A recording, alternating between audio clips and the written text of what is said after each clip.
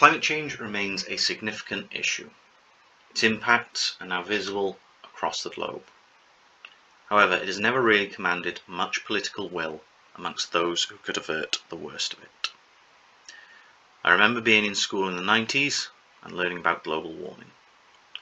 Through my entire life, I have watched as politicians keep postponing meaningful action in favour of supporting fossil fuel companies, pretending it was about protecting households from expensive tax bills. Fast forward to 2022, and now European countries, and Britain especially, are facing momentous increases in the costs of keeping the lights on and families warm. For all the Tories, the Kippers, and their mainland European equivalents talk of independence, they have ensured that their people remain dependent on foreign companies and foreign countries for their basic needs. And let's be clear, this is not strictly the fault of the cost of fuel, or the energy companies themselves would have their profits suffering, but this is not the case. What could have been if the UK and EU diverted fossil fuel profits to renewable energy over 30 years?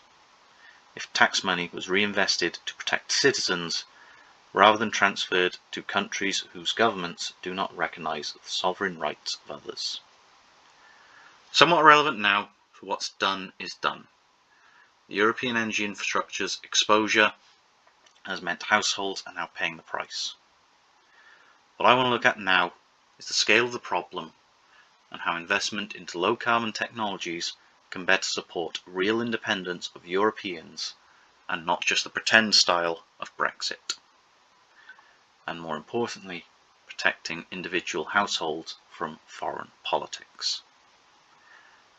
For this reason, in these videos, I'm going to focus primarily on domestic and community solar photovoltaics.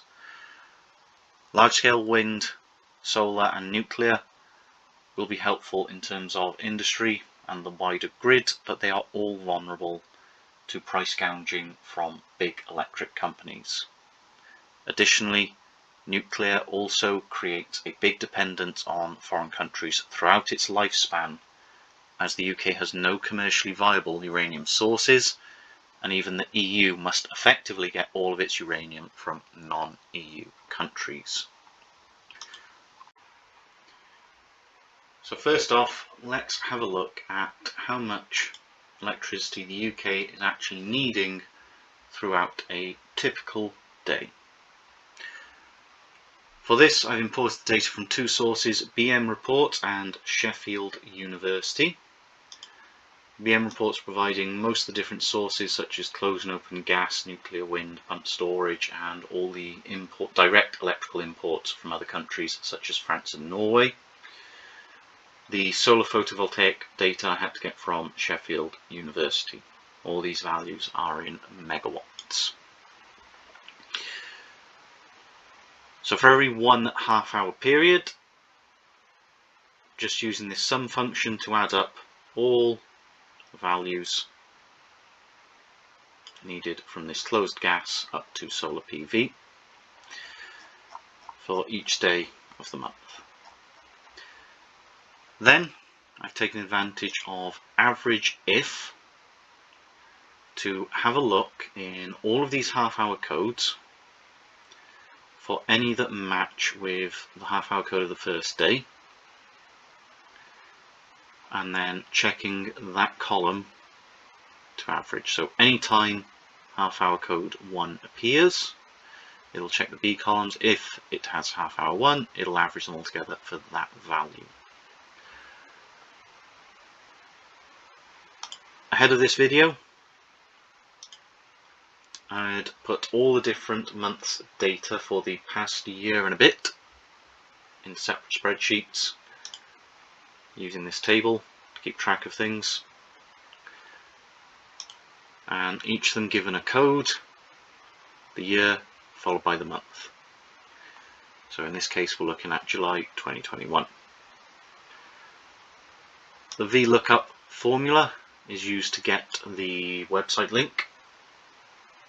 So in this case, I'm telling it to look up that value into this table that's in the sheet called VLOOKUP. You'll notice throughout most of my videos, whenever I'm using VLOOKUP, I'll keep the tables in a tab called VLOOKUP.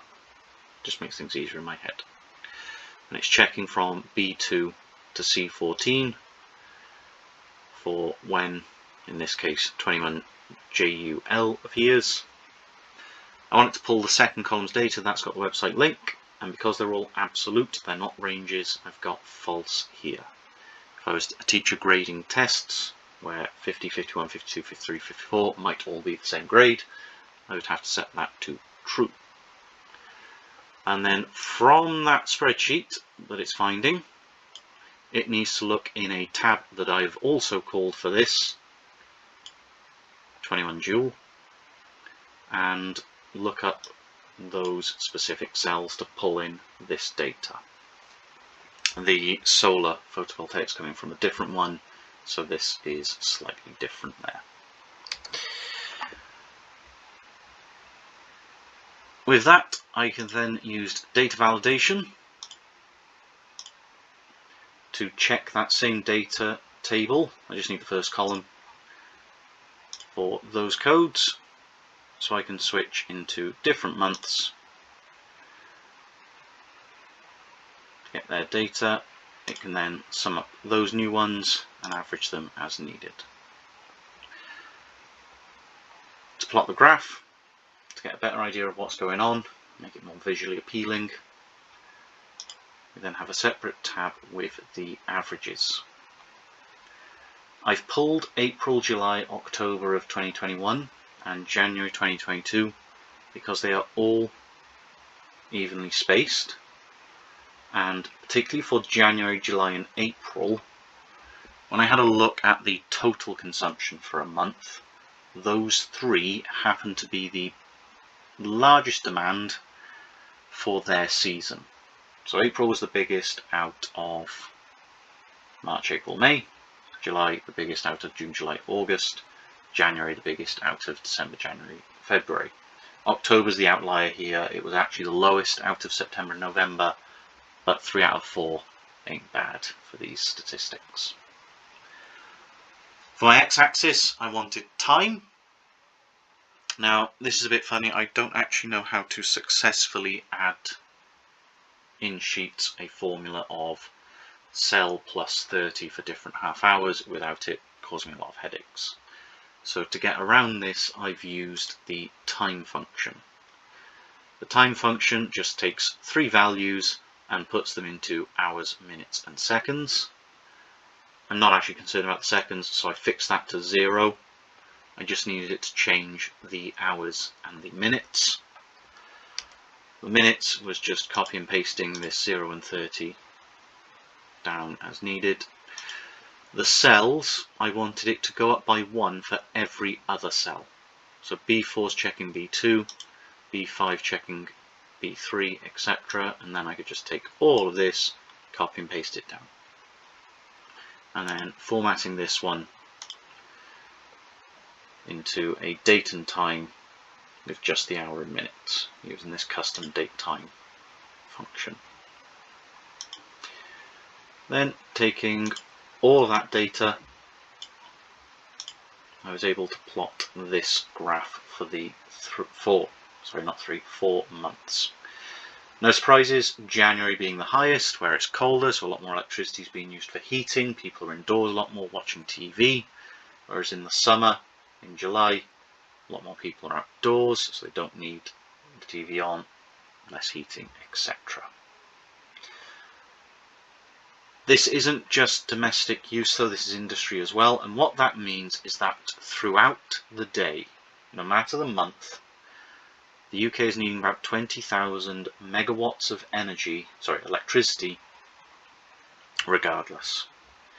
And then at about 6 o'clock, when people start waking up, electricity demand increases, flatlines for a bit, and it peaks again when people get home, they're putting the kettle on, watching TV, and then it tapers off as people go back to sleep.